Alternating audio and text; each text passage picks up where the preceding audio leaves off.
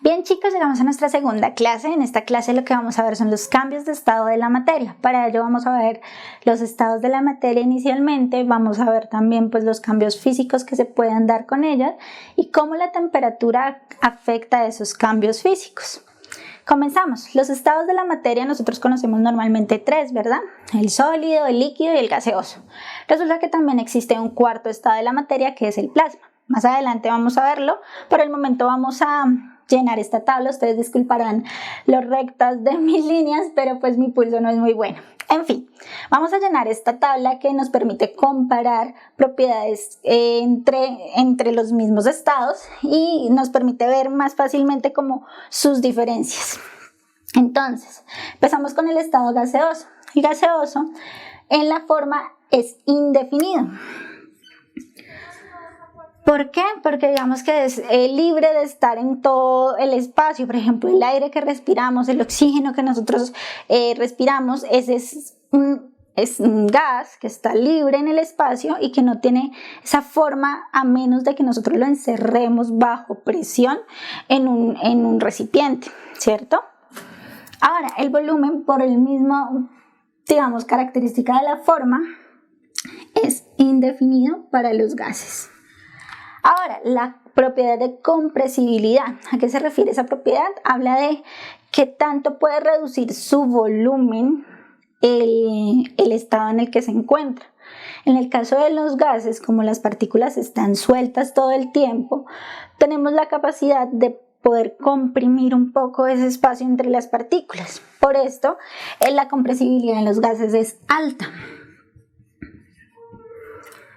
En cuanto a la energía cinética se refiere al movimiento, como esa capacidad de moverse libremente. Entonces, como los gases, sus partículas están, digamos, con una atracción nula entre ellas prácticamente, entonces hablamos de una energía cinética alta o máxima. ¿Cierto? Entonces esa energía, esa atracción entre moléculas no se tiene y esa libertad para moverse es muy alta. Vamos con los líquidos. En cuanto a la forma de los líquidos es indefinida también, ¿cierto? Porque digamos que ese líquido puede tomar la forma del recipiente que lo contenga, pero es más porque como se presenta menor movimiento con respecto a los gases, entonces él simplemente se va a depositar en eso y se va a quedar ahí. No sucede como con los gases que van a esparcirse en todo el espacio que se le permita. Su volumen, por tanto, va a ser definido, ¿cierto? Entonces va a tomar el volumen del vaso donde lo pongamos, del frasco en donde lo depositemos, por ejemplo el agua, va a tomar la forma o el volumen de donde lo adicionemos. La compresibilidad. Entonces la compresibilidad resulta que el líquido, como sus partículas ya están más pegaditas, es muy difícil que se unan más, a menos de que pase a otro estado, ¿cierto? En este caso, la compresibilidad para los líquidos es nula. Por último, la energía cinética. Como el movimiento es más reducido, ¿verdad? En comparación a los gases, la energía cinética de los líquidos es media. ¿Por qué? Porque es media, porque digamos que ese movimiento que se permitía en los gases ya no se presenta. Entonces esa energía cinética se reduce en este estado. Como pues podemos observar también, digamos que ya no ocupa todo el espacio que quiere, sino ya es mucho más reducido y sus partículas se encuentran mucho más pegaditas, por tanto la atracción va a ser mayor. Entramos con los sólidos. Entonces los sólidos van a tener una forma claramente definida, ¿cierto?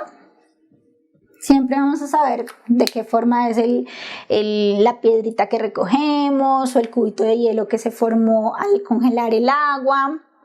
Su volumen, por tanto, también es definido. Entonces sabemos cuánto es el volumen de ese cubo que congelamos o de esa esfera que tenemos, de esa figura que formó nuestro sólido. La compresibilidad completamente nula. En este sí no podemos reducir ese volumen que tiene inicial nuestro sólido, ¿cierto? Y la energía cinética, por tanto, va a ser mínima. ¿Por qué? Porque tiene muy poco espacio para moverse. Todas las partículas van a estar realmente bastante pegaditas y el movimiento entre ellas es mínimo, reducido.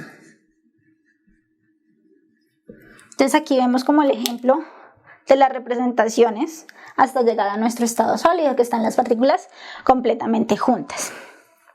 Ahora, entramos con el estado plasma. El estado plasma, aunque nosotros no lo manejemos todo el tiempo y no lo tengamos presente, es prácticamente el 90% de la materia del cosmos en general.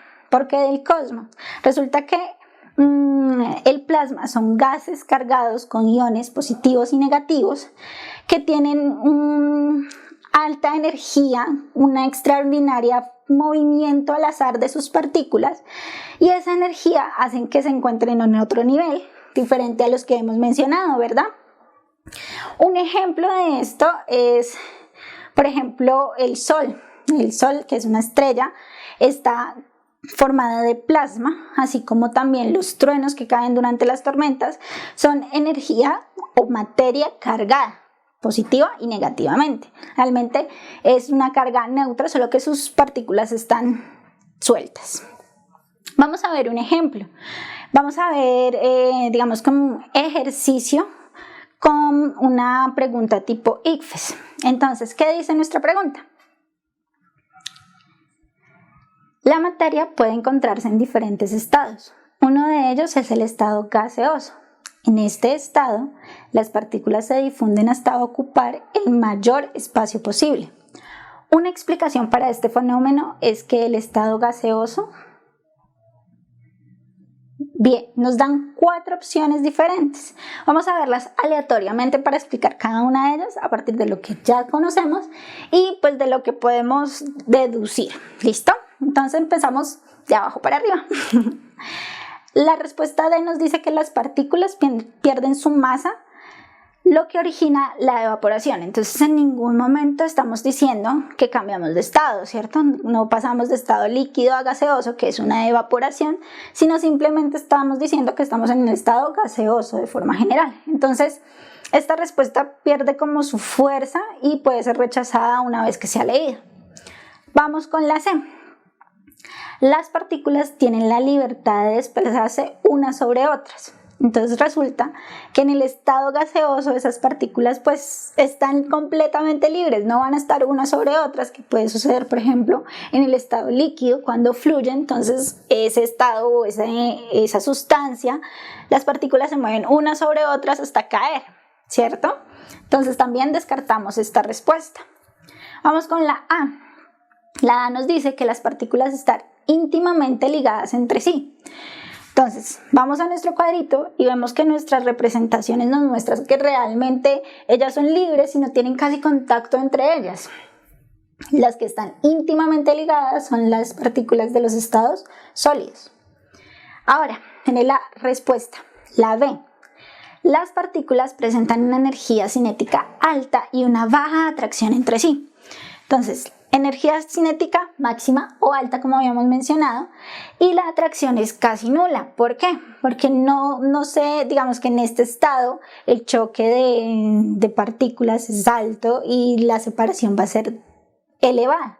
Entonces nuestra respuesta a la pregunta es la B.